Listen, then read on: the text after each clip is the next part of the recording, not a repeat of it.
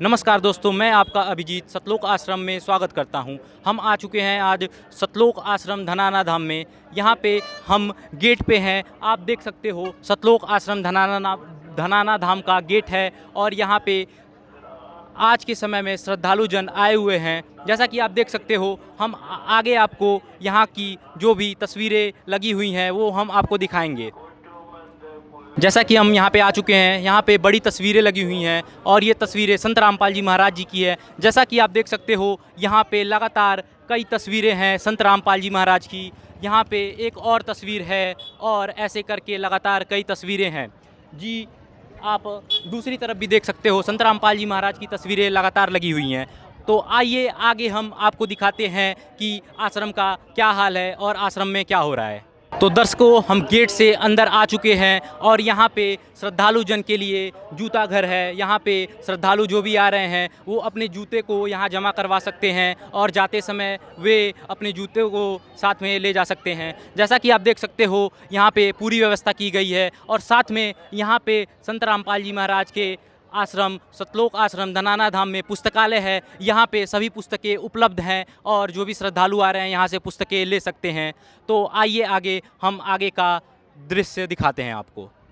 दर्शकों, हम ऐसा करते करते अंदर आ चुके हैं और हमें एक आश्चर्य की बात दिखती है कि यहाँ पे बहुत ही अच्छी व्यवस्था की गई है। जैसा कि आप देख सकते हो, एक लाइन में भक्त लोग जाएंगे, यानी कि पुरुष जाएंगे और एक लाइन में माइयाँ जाएंगी, जिससे कि कोई भी असुविधा ना हो। और यहाँ पे हम ये भी देख सकते हैं कि जो भी यहाँ पे बच्चे आए हुए हैं उनके लिए पार्क है, जिसमें कि वो अपना समय व्यतीत कर सकते हैं। जो भी लोग श्रद्धालु जन आए हैं यहाँ पे वो बैठ के भक्ति कर सकते हैं, भक्ति की चर्चा कर सकते हैं और सत्संग सुन सकते हैं। तो आइए हम आगे दिखाते हैं आखिर अंदर क्या व्यवस्था है।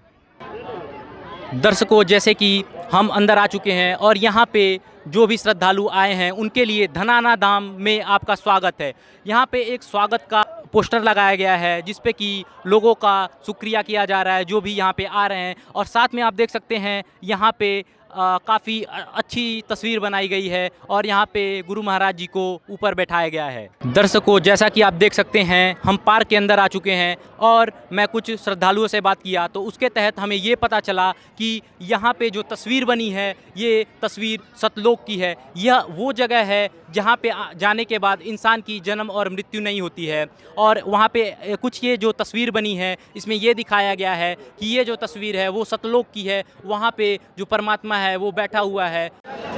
दर्शकों, ऐसा करते करते हम अंदर आ चुके हैं और यहाँ की जो व्यवस्था है वो अभी भी बरकरार है। जैसे आप देख सकते हो कि माइयों के लिए ये अलग लाइन है और साथ में ही जो भक्तजन हैं, जो पुरुष लोग हैं, उनके लिए अलग लाइन है, जिससे कि कोई भी असुविधा ना आए। और यहाँ पे हम आ गए हैं भंडारे की तरफ। यहाँ पे बहुत ही अच्छी व्यवस्था की गई है। यहाँ पे संत रामपाल जी महाराज के सानिध्य में भंडारा करवाया जा रहा है जो कि 24 घंटे चल रहे हैं और ये 3 दिन तक के समागम में लगातार ये भंडारा चलेगा। तो दर्शकों, आइए हम आगे आपको दिखाते हैं और क्या क्या है इस आश्रम में। अब हम यहाँ पे अंदर आ चुके हैं भंडारे स्थल में, जहाँ पे श्रद्धालु जन हैं वो भंडारा कर रहे हैं। जैसा कि आप देख सकते हो, यहाँ पे श्रद्धालु जन भंडारा कर रहे हैं और सेवादार लोग हैं आ रहे हैं और उनसे प्रेम से पूछ रहे हैं कि आपको क्या चाहिए। तो आइए आगे हम देखते हैं आखिर भंडारे में क्या क्या है। तो दर्शकों, हम आ चुके हैं स्टॉल पे जहाँ पे ये भंडारा रखा हुआ है। तो यहाँ पे आप देख सकते हो कि यहाँ पे लड्डू है, जिलेबी है, चावल है, उसके बाद ये घिया की सब्जी है, दाल है, कढ़ी है और साथ में ही पूरी है। तो हम आपको ये बताना चाहेंगे कि लगभग कई अलग अलग प्रकार के यहाँ पे पकवान हैं जो कि भंडारे में लगातार 3 दिन चलेंगे। और मैं आपको ये भी बताना चाहता हूँ कि आज ये भंडारा का पहला दिन है और वर्तमान में यहाँ लाखों लोग रोज़ भंडारा कर रहे हैं और किसी प्रकार की असुविधा नहीं आ रही है। इसके पीछे भक्तों का और गुरु महाराज जी का बहुत बहुत कृपा है। दर्शकों, ऐसा करते हुए हम माइयों के भी पंडाल में आ चुके हैं और मैं आपको ये दिखाना चाहूँगा कि माइयों के लिए भी भक्तों की तरह अलग व्यवस्था है जो कि एक समान है। यहाँ पे कोई भी भेदभाव देखा नहीं जा सकता है। जैसा कि आप देख सकते हो, माइयाँ भी यहाँ पे भंडारा कर रही हैं। तो आइए हम आगे का सतलोक आश्रम धनाना धाम का फुटेज दिखाते हैं। दर्शकों, जैसा कि हम देख सकते हैं अभी फ़िलहाल तो अंधेरा होने वाला है, लेकिन आश्रम में अभी भी उजाला कायम है। यहाँ पे लाइट लग चुकी हैं जो कि अंधेरे के लिए है, और हम साथ में आपको ये बताना चाहेंगे कि ये आध्यात्मिक प्रदर्शनी है और इसके अंदर जो भी 3D एनिमेशन के द्वारा बताया गया है कि जब कबीर साहब जी आए हुए थे तब उस समय का जो दृश्य है 3D के द्वारा बताया गया है। और इसके अंदर दो गेट हैं, एक तो एंट्री गेट है, दूसरा एग्ज़िट गेट है। इस रास्ते श्रद्धालु लोग अंदर जाएंगे और उस रास्ते श्रद्धालु लोग बाहर आएंगे। हम आ चुके हैं आध्यात्मिक प्रदर्शनी के अंदर, और जैसा कि हम देख सकते हैं यहाँ पर संत रामपाल जी महाराज के सानिध्य में कबीर प्रकट दिवस मनाया जा रहा है, और यहाँ पे आध्यात्मिक प्रदर्शनी के बारे में हम जानते हैं आखिर ये क्या है। तो आइए हम यहाँ के एक सेवादार से ही पूछते हैं यहाँ का हाल। नमस्कार जी। नमस्कार। क्या नाम है जी आपका? मणिक दास, गुड़गांव से। क्या करते हो जी? मैं अभी 12th पास करी, अब कॉलेज में बीटेक करूँगा। जैसे आप यहाँ के कोई सेवादार हो? हाँ जी, हमारी सेवा लगाई गई है गाइड की प्रदर्शनी में। जी, तो आप हमें ये चीज़ें समझा दो, ठीक है? हाँ जी, ठीक है। ये देख सकते हैं, आप इधर आए हैं आश्रम में तो आपको लगा होगा कि कबीर प्रकट दिवस है क्या। हम आपको बता देते हैं कबीर प्रकट दिवस है क्या, कबीर का मतलब क्या है। कबीर जी जब 600 वर्ष पहले धरती पर अवतरित हुए थे, आए थे, प्रकट हुए थे, तो कबीर प्रकट दिवस मनाया जाता है। आए थे तो वो हर युग में थे, लेकिन जब कलयुग में आए थे तो उनका नाम तो उसके हिसाब से हम कबीर प्रकट दिवस मनाते हैं। तो आपको एक थोड़ा जल्दी से बता देते हैं क्या है ये। सतयुग में सतसुकृत कह टेरा, त्रेता नाम मुनिंदर मेरा, द्वापर में करुणा में कहाया, कलयुग नाम कबीर धराया। सतयुग में सतसुकृत नाम से आए थे, त्रेता में मुनिंदर नाम से, द्वापर में करुणा नाम से, और कलयुग में कबीर नाम से। आए हर युग में है, पर अभी जो कलयुग में है वो कबीर नाम से अवतरित हो रखे हैं। आप आइए, ये जो आप सीन देख रहे हैं ये तब का है जब गंगा के से थोड़ी दूर 1-2 किलोमीटर दूर एक गड्ढा था। उधर बरसात के टाइम पे जब गंगा ओवरफ्लो होती थी तो उधर पानी आके भर गया गंगा का। अब जब गंगा का पानी आके भरा तो ये भी साफ था। इधर एक अष्टानंद नाम का ऋषि अपनी भक्ति करने आता था सुबह के टाइम, अपनी साधना करने। जब साधना करने आता था तो वो ब्रह्म मुहूर्त सीन देख रहे हैं, ये गंगा के किनारे का सीन है। ये गंगा से 2 किलोमीटर के आसपास की दूरी पर एक तालाब बन चुका था जो गंगा के नदी के पानी से ही भरा हुआ था। गंगा के नदी से पानी वो इसलिए क्योंकि जब बरसात होती थी तो गंगा का पानी ओवरफ्लो होकर इसमें आ गया था। अब ये जो आप ऋषि देख रहे हैं ये अष्टानंद ऋषि है। अष्टानंद ऋषि वो था, एक ऋषि था जो इधर साधना करने आता था अपनी सुबह सुबह ब्रह्म मुहूर्त के टाइम। ब्रह्म मुहूर्त का आपको बता देता हूँ, ये वो टाइम होता है जब सुबह के 3-4 बजे होते हैं, ना धूप होती है ना अंधेरा सा होता है, थोड़ा थोड़ा चांदना सा जब होता है। आप आ जाइए, इधर आएंगे तो आप देख सकते हैं ये एक अष्टानंद ऋषि के माथे पर ये कुछ फ़ोटो सी दिखाई गई है शिशु की। ये क्या है, जब हम सोचिए जब हम सूरज को देखते हैं तो उसके हम देख नहीं पाते, तो देखते हैं तो उसके एक चित्रण सा बन जाता है, गोल सी आकृति, जब हम आँख बंद करते हैं। जब परमात्मा आए थे तो वो तेजो में शरीर में आए थे। जब अष्टानंद ऋषि ने देखा तो उसने देखा कि एक आँख बंद करी तो उसने देखा एक शिशु का रूप दिखाई दिया उसे। और अब काशी में जुलाहा दंपत्ति रहते थे। जुलाहा दंपत्ति तो क्या ही थे, ये पहले हिंदू समाज में थे, शिव जी की भक्ति करते थे। शिव जी की जब भक्ति करते थे, इनका नाम कुछ और था। अब जब ये भक्ति कर रहे थे तो उस टाइम पे हिंदू मुस्लिम बहुत थी, जो हिंदू थे वो चिढ़ रहे थे कि शिव जी का प्रचार बहुत कर रहे हैं, इनके शिष्य चाहने वाले बहुत बन गए। और मुसलमानों का ये था कि ये मुसलमानों का प्रचार कम हो रहा है और ये हिंदुओं का ज़्यादा बढ़ता जा रहा है। जब ये आए तो ये निसंतान थे, ये 50-60 वर्ष की इनकी आयु हो चुकी थी। जब ये अब गंगा पे तो नहाने जा नहीं सकते जैसे पहले जाते थे, अब इधर आने लग गई है। अब जब इधर लहर तारा तालाब बोला जाता है इसे, जो लहर तारा तालाब पे जब आए डेली की तरह, तो इन्हें नीमा जी जब नहा के निकली तो कपड़े धोने आई तो उन्हें एक कमल के फूल पे कुछ पैर सा दिखाई दिया। पैर तो दिखाई दिया तो उन्होंने देखा ये क्या है। जब उन्होंने उठा के देखा तो इसमें एक शिशु था। उन्होंने नीरू जी को बताया कि ये एक शिशु इधर कमल के फूल पर है। तो नीमा जी ने उठा लिया, बोला कि अब मैं इसे लेके जाऊंगी। नीरू जी ने बोला कि अब हम समाज को हम गांव में जाके काशी में जाके क्या बोलेंगे कि बच्चा है तो है किसका। नीमा जी ने बोला अब मेरे शिव जी ने मुझे ये बच्चा दिया है, अब मैं इसे छोड़ूंगी नहीं तो मैं अपने प्राण छोड़ूंगी। और ये फिर जब अष्टानंद ऋषि अपने गुरुजी रामानंद जी कौन थे? श्री ऋषि रामानंद जी काशी विद्यापीठ के सबसे बड़े वैष्णव उपासक थे। इनके नीचे 1000 से भी ज़्यादा इनके शिष्य थे और उनके भी शिष्य थे। जब अष्टानंद ऋषि ने अपने गुरुजी से पूछा रामानंद जी से कि ये क्या था, तो उन्होंने बोला ये तुम्हारी कोई भक्ति की उपलब्धि नहीं थी, ये तो कोई दिव्य पुरुष आए अन्य लोगों से, ऊपर के लोगों से, और वो इधर किसी माँ की कोख से जन्म लेगा और अपनी लीला करेगा और फिर चला जाएगा। अब जब नीरू और नीमा जब काशी शहर में पहुँचे और लोगों ने देखा, नीरू जी उसमें थे कि संकोच में कि लोग पूछेंगे कि तो क्या जवाब देंगे, लेकिन लोग ये तो भूल गए कि ये बच्चा है तो है किसका। वो ये देखने लगे कि ये बच्चा इतना सुंदर, ना जो आज तक ना देखा ना सुना जिसके बारे में, ये ऐसा बच्चा देखने लगे और ये भूल गए बच्चा आया तो आया कहाँ से। और लोग व्यंग कसने लगे कि ये इंद्र जी आए हैं, विष्णु जी आए हैं, शिव जी आए हैं। अब कुछ टाइम बाद उनका नामकरण करने आए। नामकरण तो क्या था, उसमें पंडित भी आए, मुसलमान भी आए। पंडित इसलिए क्योंकि ये पहले हिंदू धर्म में थे, नीरू और नीमा जी। अब उस टाइम मुसलमान राजा था तो मुस्लिमों को थोड़ा दबदबा ज़्यादा था। उन्होंने पंडितों को बोला आप साइड में हट जाओ, हम नाम रखेंगे। अब मुसलमान में नाम ऐसे रखे जाते हैं, जब वो कुरान शरीफ खोलते हैं और जो प्रश्न खुला और उस पर जो पहला अक्षर होता है वो नाम रख दिया जाता है। पहला अक्षर आया कबीर, उन्होंने सोचा ये तो शूद्र है, जुला है इनका, ये तो उच्च जाति के लोगों का नाम कबीर रखा जाता है, इनका नहीं रखते। उन्होंने दोबारा खोली, दोबारा कबीर, जितनी बार भी खोला हर जगह कबीर कबीर कबीर कबीर, पूरी कुरान कबीर से भर गई। अब उन्होंने कहा इसमें तो कोई भूत बेताल आ चुका है, इसे छोड़ो। इसका नाम कबीर छोड़ के, कुरान छोड़ के भाग गए उधर से। अब वो तो परमात्मा थे शिशु रूप में, अब परमात्मा हमें खिलाने वाला, उसे आहार की क्या ज़रूरत। अब नीमा जी को क्या पता वो परमात्मा है। अब 25 दिन से परमात्मा ने शिशु रूप में अन्न जल कुछ भी धारण नहीं करा था। अब वो नीमा जी का रो रो के परेशान हो रही थी, अब ये बच्चा शरीर छोड़ेगा तो मैं भी छोड़ दूंगी। अब परमात्मा तो फल फूल रहे थे, अब ऊपर से शिव लोक से शिव जी आए और पंडित का रूप धारण करे, एक ऋषि का। उन्होंने नीमा के पास आए, माई क्या हो गया, रो क्यों रहे, उन्होंने पूरी स्थिति बताई। अब उन्होंने जैसी परमात्मा को उठाना चाहा तो परमात्मा खुद उड़ के उनके हाथों से जितनी दूर आपको इधर कैमरे में दिखाया जा रहा है इतनी दूर जाके विराजमान हो गए, हवा में उड़ रहे। नीमा जी को लगा कि ये कोई दिव्य पुरुष है, पंडित जी को सोचा, पर उन्हें क्या पता है परमात्मा के खेल हैं ये सारे।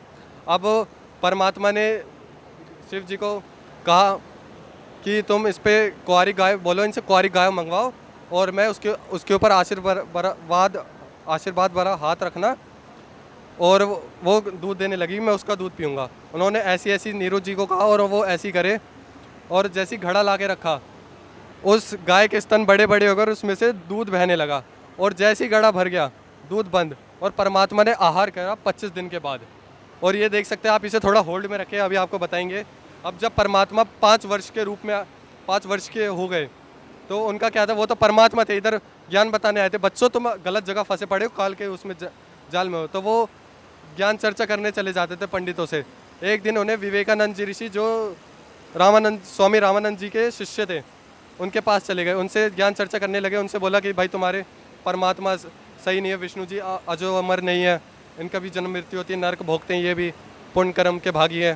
तो विवेकानंद जी को गुस्सा आ गया, उन्होंने बोला तू कहाँ मलीछा, तू क्या जाने, और तू मुसलमान हमारे हिंदू धर्म की बुराई कर रहा है। उन्होंने बोला कि मैं तुम्हारे रामानंद जी से भी दीक्षित हूँ। तो उन्होंने बोला ऐसा तो हो ही नहीं सकता, हमारे रामानंद जी तो मुसलमानों को देखते तक नहीं है।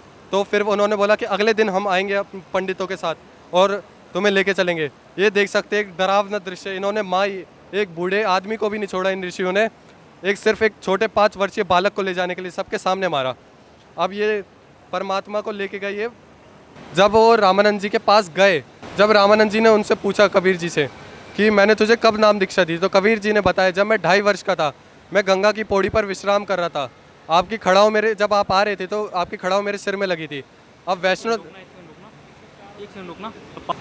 वैष्णो धर्म में वो रामानंद जी जो थे वो वैष्णो धर्म से आते थे। वैष्णो धर्म में क्या होता है, वो एक कंठी पहनते, जब वो कंठी किसी को पहना देते हैं और उसे बोलते हैं कि ये राम नाम का जाप करो, तो वो नाम दीक्षित हो जाता है उनसे। जब वो परमात्मा को उठाने लगे, कि जब परमात्मा रोने लगे 2.5 वर्ष की उम्र में खड़ा हो लगने के बाद, तो उन्होंने उन्हें उठाया, तो उनकी माला निकल के कबीर जी के गले में डल गई और उन्होंने परमात्मा को उठा के कहा बेटा राम नाम जप कर, राम नाम। फिर रामानंद जी ने बोला अभी मैं बाद में तुम्हारा वो करूँगा, पहले मैं अपनी साधना कर लूँ। उनका साधना का समय हो रहा था।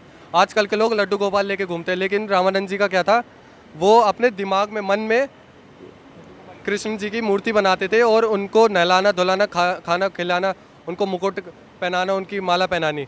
पर उस दिन क्या हुआ, वो माला पहनाना भूल गया और मुकुट पहले पहना दिया। माला क्या थी, वो छोटी थी, अब वो संकट में, आज उनकी साधना टूटेगी इतनी सालों पुरानी। तो परमात्मा ने बाहर से आवाज़ दी, हे रामानंद जी तुम एक काम करो, कंठी की गांठ खोलो और उन्हें पहनाकर और फिर से गांठ लगा देना। रामानंद जी शौक में आ गए कि आज तक इतने बाहर इतने मेरे हज़ारों शिष्य बैठे हुए, उनमें से किसी को नहीं पता मैं पर्दे के पीछे कर क्या रहा हूँ, और इस शूद्र ने, एक मुसलमान ने बता दिया मैं कर क्या रहा हूँ। और उन्होंने बाहर आए और उन्होंने देखा कि परमात्मा को गले से लगाया और बोला कि भाई तूने मेरी सारी साधना टूटने से बचा ली, आज मेरी सालों पुरानी साधना छूट जाती। और ये सारे पंडित वगैरह अचंभित हो गए, ये हो क्या रहा है इधर। और परमात्मा ने अपना रूप 2.5 वर्ष का रूप धारण करके दिखाया, एक रूप में वो खाट पे 2.5 वर्ष के रूप में और एक में 5 का। ये वो दृश्य है जब परमात्मा बता रहे थे कि मैं 2.5 वर्ष के रूप में ऐसे हर की पौड़ी पर पहुंचा था। और परमात्मा ने बोला कि तुम कहाँ तक जा सकते हो अपनी सिद्धि साधनाओं से। उन्होंने बोला स्वर्ग नरक तक या त्रिकुटी तक। वो रामानंद जी त्रिकुटी तक गए, फिर उसके बाद वो उन्हें सतलोक, धर्मराज के लोक, हर चीज़ दिखाई। जब सतलोक में पहुँचे तो रामानंद जी ने देखा इधर सिंहासन पर विराजमान एक परमात्मा, जो सिंहासन पर विराजमान है उसके ऊपर 5 वर्षीय रूप कबीर परमात्मा जाकर उन पर चवर करने लगे। तो रामानंद जी ने हाथ जोड़ लिया कि ये तो कोई 5 वर्षीय रूप वाला बालक तो इनका कोई शिष्य है जो धरती पर प्रचार करने आया है सत्य ज्ञान का।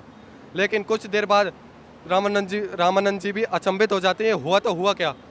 कबीर परमात्मा सिंहासन पर विराजमान हो जाते हैं 5 वर्षीय वाले, और बड़ा वाला रूप उनका खड़ा होकर चवर करने लगता है। रामानंद जी देखते रह जाते हैं, हो तो हो क्या रहा है, ये शिष्य को अपने चवर क्यों कर रहे हैं। पर कुछ देर बाद ऐसी होते होते पर बड़ा वाला स्वरूप परमात्मा छोटे वाले स्वरूप में समा गया और सिर्फ परमात्मा बचे और चवर खुद चल रहा है। रामानंद जी को समझ में आया कि सिर्फ एक ये ही लोते परमात्मा है सतलोक के, और ये 5 वर्ष के रूप में खुद आए हैं। और उन्होंने फिर अपना गुरु मान लिया कबीर जी को और नाम दीक्षा प्राप्त करी सत साहिब। जैसा कि हम देख सकते हैं यहाँ के सेवादार ने हमें पूरी प्रदर्शनी की व्याख्या बताई कि जब कबीर साहिब जी आए हुए थे और उनका पूरा कहानी बताया, तब तक के लिए मैं आपसे यही बोलना चाहूँगा कि आप बने रहो सतलोक आश्रम के साथ। तो हम आपको ये भी बताना चाहेंगे कि और भी अभी यहाँ पे चीज़ें उपलब्ध हैं जो कि हम आपको दिखाना चाहेंगे। दर्शकों, जैसा कि हम आगे आ चुके हैं और साथ में ही हमें ये देखने को मिल रहा है कि आश्रम में निःशुल्क दांतों की जांच, आँखों की जांच और साथ में रक्तदान शिविर लगा हुआ है, जिसे सभी के लिए उपलब्ध है। जो भी लोग यहाँ पे उपस्थित हैं उन सबको वो सुविधा मिलेगी। यहाँ पे एक नेत्र जांच शिविर का आयोजन किया गया है जहाँ पे काफ़ी भक्तजन और श्रद्धालु आए हुए हैं। साथ में यहाँ पर डॉक्टर भी हैं जो कि यहाँ पे भक्तजनों को देख रहे हैं, उनके नेत्र का जांच कर रहे हैं। तो आइए अंदर हम उनसे खुद जानते हैं यहाँ का हाल। दर्शकों, आप देख सकते हैं यहाँ पर डॉक्टर लोग बैठे हुए हैं, साथ में आधुनिक मशीनें भी हैं और साथ में कुछ श्रद्धालु भी आए हुए हैं जो कि अपना नेत्र का जांच करवाएंगे। तो आइए यहाँ से हम डॉक्टरों का हाल जानते हैं कि यहाँ पे आखिर ऐसा क्या हो रहा है। तो नमस्कार, देखिए हम जानते हैं इनसे यहाँ का हाल। नमस्कार जी।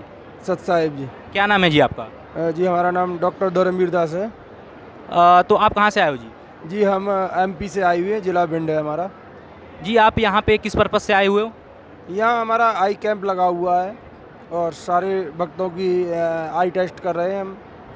तो आप जो भी यहाँ पे भक्तजन आए हुए हैं, श्रद्धालु आए हुए हैं, उनका आप आई टेस्ट कर रहे हो, मतलब कि ये जो श्रद्धालु जन आए हुए हैं उनकी आप एक तरह से सहायता कर रहे हो? जी जी जी। तो क्या ये पूरा निःशुल्क है? जी, यहाँ संत रामपाल जी महाराज जी की दया से यहाँ सब निःशुल्क चलता है। यहाँ किसी भी प्रकार का पैसा नहीं लिया जाता है, या भगत हो या जगत भाई हो, यहाँ पे किसी भी चीज़ का पैसा नहीं लिया जाता संत रामपाल जी महाराज जी की दया से। जी, तो यहाँ पे जो भी भक्तजन आ रहे हैं, क्या उनको देखने के लिए किसी उम्र की सीमिता है, जैसे कि एक पर्टिकुलर उम्र को ही आप देख रहे हो या फिर सबको देख रहे हो? नहीं, यहाँ सबको देखा जाता है। ऐसा कोई नहीं है कि भाई बच्चों को नहीं देखा जाए या बुजुर्गों को नहीं देखा जाए या युवाओं को नहीं देखा जाए, ऐसा कुछ नहीं है। हमारे यहाँ संत रामपाल जी महाराज जी की दया से सबको देखा जाता है। मतलब कि आप बुजुर्गों को, बच्चों को, सबको देख रहे हो, यहाँ पे कोई भेदभाव नहीं है, हिंदू मुस्लिम का कोई भेदभाव नहीं है। ऐसा कुछ नहीं है, यहाँ सबको एक बराबर देखा जाता है, कोई भी आ जाए यहाँ पे। जी तो क्या ये पूरा तरह से निःशुल्क है या फिर आप कुछ चार्ज ले रहे हो पीछे से और आगे से आप बोल रहे हो कि कुछ नहीं है, नहीं ऐसा कुछ नहीं है। यहाँ पे आँखों का हो या दांतों का हो, संत रामपाल जी महाराज जी की दया से यहाँ सब कुछ निःशुल्क है। यहाँ दवाइयाँ, चश्मे, सारा कुछ निःशुल्क है, ड्रॉप जो भी है ना सब निःशुल्क है, चेकअप वगैरह सब निःशुल्क है। तो आप कहना चाहते हो कि जो ये यहाँ पे आधुनिक मशीनें हैं, जो ये चश्मा है, ये भी फ्री में दिया जा रहा है? सब कुछ फ्री में, यानी सब कुछ। मतलब कि आपका कहना है कि संत रामपाल जी महाराज गरीबों के साथ हैं और गरीबों का वो काफ़ी भला कर रहे हैं। जी जी हाँ, आप तो आश्रम के गेट के अंदर हुए तो उसके बाद निःशुल्क है, किसी का भी पैसा नहीं है, खाओ पियो दवाई लो सब निःशुल्क है यहाँ पे संत रामपाल जी महाराज जी की दया से। तो इसके पीछे का राज क्या है? जैसे कि आजकल भागती दौड़ती दुनिया में सबको पैसा कमाना है, लेकिन आप यहाँ पे फ्री में आकर भक्तों की सेवा कर रहे हो, तो आपके पास ये भाव कहाँ से आ रहे हैं? ये हमारे संत रामपाल जी महाराज जी ने जो भाव दिया है वो उन्हीं की दया है, जो उनने ऐसा भाव दिया है हमको। जी धन्यवाद। सत साहिब। जैसा कि दर्शकों आप देख सकते हो, हमने यहाँ के एक डॉक्टर से खुद ही पूछा कि आखिर यहाँ पे क्या हो रहा है। आइए हम आगे, यहाँ पे एक आधुनिक मशीन रखी हुई है और यहाँ पे एक डॉक्टर बैठे हुए हैं, आइए हम उनसे ही पूछते हैं। नमस्कार जी। सत साहिब जी। क्या नाम है जी आपका? नेहा दासी। जी आप यहाँ पे क्या कर रहे हो? ये मैं इनकी आंखें चेक कर रही हूँ, कंप्यूटराइज। जी तो ये जो मशीनें हैं, आधुनिक मशीनें हैं, क्या ये वास्तव में मशीनें आमतौर पर काबिल हैं? क्या ये सक्षम है, जो भी यहाँ पे श्रद्धालु आ रहे हैं उनके दिक्कतों को अच्छे तरीके से डिटेक्ट करवा रही है? हाँ जी बिल्कुल, ये इसकी हम श्योरिटी दे सकते हैं कि अच्छे से हम नंबर डिटेक्ट करके इनको चश्मे प्रोवाइड कर रहे हैं। मतलब सभी चीज़ रियलिटी है यहाँ पे, कोई भी मतलब नकलीपन नहीं है यहाँ पे। तो आपका कहना है कि यहाँ पे जो डॉक्टर भी हैं वो भी काबिल डॉक्टर हैं, मतलब कि वो वास्तव में असली डॉक्टर हैं जो कि एक डिग्री लेके पढ़ के आए हुए हैं? बिल्कुल बिल्कुल। तो आपसे हम ये जानना चाहते हैं कि यहाँ पे आमतौर पर रोज़ के तादाद में कितने लोगों का जांच होता है? रोज़ के तादाद में तो जी हम 1000-1500 के करीब कोशिश कर ही रहे हैं। वैसे 800-900 अप्रॉक्स कर ही देते हैं पूरे दिन में। तो आपका कहना है कि आप हर रोज़ 800 से 1500 तक भक्तों का जांच कर रहे हैं? हाँ जी बिल्कुल। सतगुरु रामपाल जी महाराज जी की दया से हम ऐसे ही सेवा कर रहे हैं। जी तो यहाँ पे क्या सिर्फ आँखों की जांच हो रही है या फिर जैसे किसी भक्त को मोतियाबिंद है या बड़ी बीमारी है या सर्जरी करवानी है, तो वो भी क्या यहाँ पे हो रही है? देखो, जिनके अगर हमारे 4 डॉक्टर हैं यहाँ पे, 4-5 डॉक्टर हैं, तो वो साथ साथ डिजीज़ फाइंड कर देते हैं कि भाई अगर आपको कोई मोतियाबिंद है, ठीक है, कैटरेक्ट वगैरह है या और कुछ आई से रिलेटेड दिक्कत है, किसी को सीरीज डाल के दवाई दी जा रही है, तो मतलब फाइंड आउट कर रहे हैं। अगर किसी को डिजीज़ है तो उसके सिर्फ सिम्टम्स देख के उसको बता देते हैं कि भाई वहाँ जाना है आपको, क्योंकि यहाँ पे तो हम कैंप में सारी प्रोवाइड नहीं कर सकते ना। हम यहाँ पे चश्मे आँखें देख के और चश्मे का नंबर देते हैं बस। तो आपका कहना है कि आप जो भी अगर बड़ी समस्या है तो आप उसे डिटेक्ट कर रहे हो और बता दे रहे हो कि यहाँ पे आप उसका इलाज करवा सकते हो। तो हम आपसे ये जानना चाहते हैं, क्या यहाँ पे चश्मे और दवाइयाँ फ्री में दी जा रही है? बिल्कुल जी, संत रामपाल जी महाराज जी की दया से बिल्कुल निःशुल्क कैंप चलाया जा रहा है, बिल्कुल। तो हम आपसे ये जानना चाहते हैं कि आजकल की दुनिया में लोग जिसके पास कोई भी समय नहीं है, आप समय निकाल के आपके यहाँ पे सेवा कर रहे हो, इसके पीछे का कारण क्या है? ये जी हमारे संत रामपाल जी महाराज जी की ही दी हुई शिक्षाएं हैं। हमने उनसे नाम दीक्षा ली हुई है, हम उन्हीं के बताए हुए पथ पर चल रहे हैं। मानुष जन्म दुर्लभ है, ये मिले न बारंबार, तरवर से पत्ता टूट गया बहुर न लगता डार। ये हमारे संत रामपाल जी महाराज द्वारा दी गई शिक्षाएं हैं, उसी का हम उपयोग कर रहे हैं। जी धन्यवाद। सत साहिब जी। आइए हम यहाँ के ही जो भी पीड़ित जन हैं उनसे जानते हैं आखिर वो यहाँ पे किस लिए आए हुए हैं और उन्हें यहाँ पे क्या लाभ मिल रहा है। नमस्कार जी। सत साहिब जी। क्या नाम है जी आपका? रचना दासी। आप किस लिए आए हैं यहाँ पे? आँखों में दर्द हो रहा था। जी आपके आंखों में दर्द है? हाँ। क्या आपका जांच हो चुका? हाँ। कितने पैसे लिए? एक भी पैसे नहीं, फ्री। आपसे एक भी पैसा नहीं लिया गया? नहीं, एक भी पैसा नहीं, फ्री हुआ। जी जैसा कि हम देख सकते हैं आपके हाथ में एक पर्चा है और 2 आई ड्रॉप है, तो क्या इसका भी कुछ पैसा लिया गया है? नहीं, कुछ पैसा नहीं लिया है। जी आपको कैसा लग रहा है? अच्छा लग रहा है। जैसा कि यहाँ पे जो डॉक्टर हैं क्या वो आपको अच्छे से ट्रीट कर रहे हैं, आपका अच्छे से हाल ले रहे हैं? हाँ अच्छे से ले रहे हैं। ठीक है जी, धन्यवाद। नमस्कार दर्शकों, हम आगे आ चुके हैं और यहाँ पे कुछ चश्मा और दवाइयाँ रखी हुई हैं। यहाँ आइए हम जानते हैं, यहाँ पे जो भी लोग सर्व कर रहे हैं उनसे ही जानते हैं यहाँ पे आखिर क्या हो रहा है।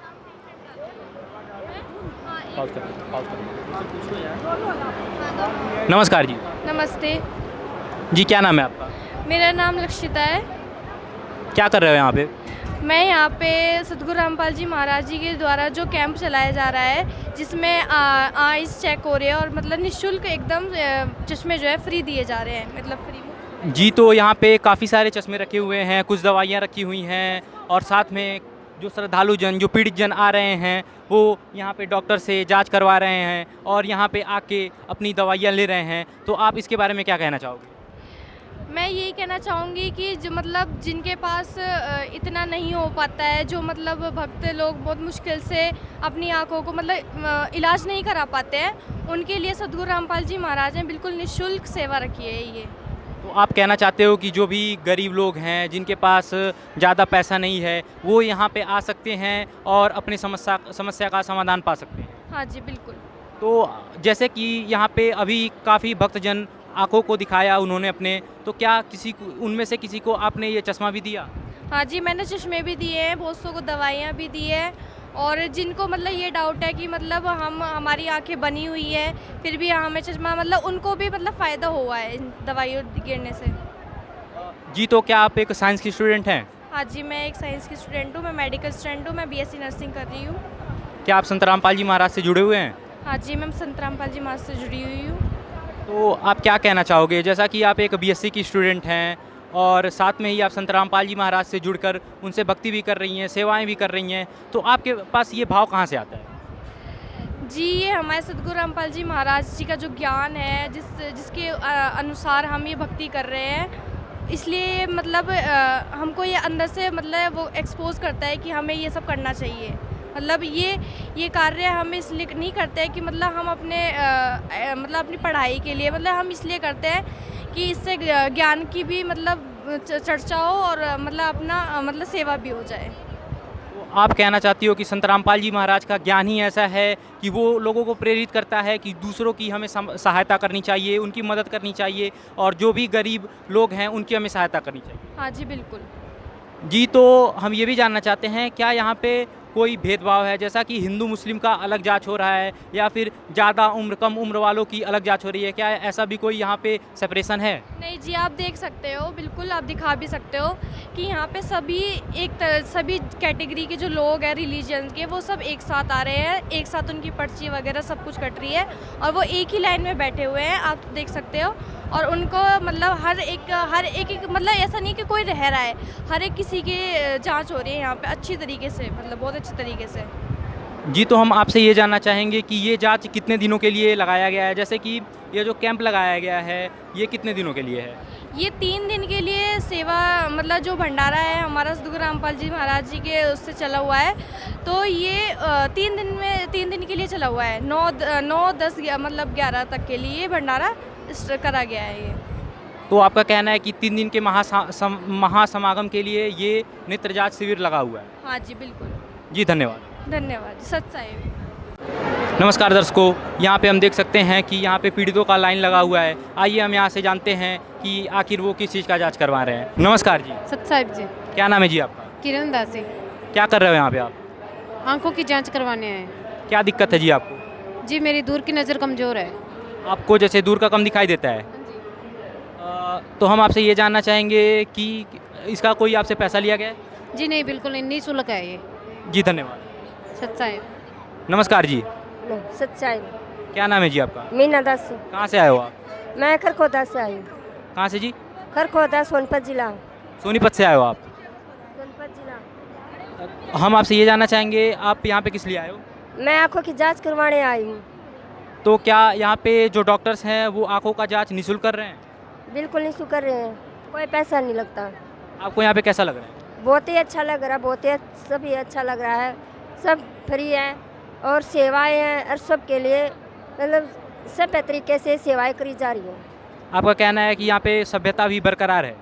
बिल्कुल बरकरार है, सभी मतलब अच्छे से हो रही है, सभी तरह के बहन भाइयों का मतलब भक्त माई सबके लिए एकता में सेवा करी जा रही है और मिल के करी जा रही है और बड़े अच्छे से की जा रही है। जी धन्यवाद। सच्चा है। और साथ में हम आपको ये भी बताना चाहेंगे कि यहाँ पे एक बहुत बड़ा पोस्टर लगा है और इसके अंदर रहने की व्यवस्था की गई है। अंदर जो भी यहाँ पे श्रद्धालुजन आएंगे वो अंदर अपना जो भी समय व्यतीत करना है, रात गुजारना है, वो अंदर ही गुजारेंगे। और साथ में हम आपको ये भी बताना चाहेंगे कि यहाँ पे और भी व्यवस्था की गई है, जैसे कि यहाँ पे जिसको भी कोई अगर दिक्कत होता है उसके लिए दवाइयों का फ्री उपलब्ध कराया गया है। तो तब तक के लिए मैं आपसे यही बोलना चाहूँगा कि आप बने रहो सतलोक आश्रम के साथ। मैं आपका अभिजीत विदा लेता हूँ। नमस्कार।